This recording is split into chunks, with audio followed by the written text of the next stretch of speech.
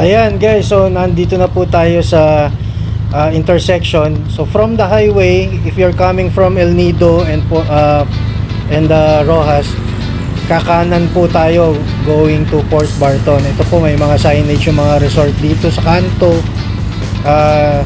Meron tayong holiday suites, no? Sa shout out naman sa kay Kuya Boy, sa Lustre family, sa Port Barton holiday suites. So yan, dire-diretso po yung kalsado na yan going to Port Barton, mga 30 minutes ride yan. Ayan guys, so dumating na tayo dito sa destination natin sa Port Barton.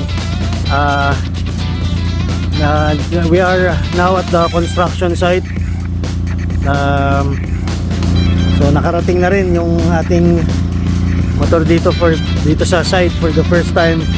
And as promised, nangako kasi tayo sa Binelli na magagawa tayo ng motor review, no, para sa Binelli TRK 502X. So mamaya i-discuss natin lahat ng features and lahat ng mga performance. So during the ride, kanina dumaan ako dun sa rough road, no. Tinakbo ko siya ng mabilis, siguro mga 30 or 40 sa rough road. Ganda ng suspension niya, ang ganda ng ride, talagang tama yung mga reviews. Tinapatan talaga niya yung GS ng BMW. So anyway, later guys, kukumpletuhin po natin yung ating review for the Binelli.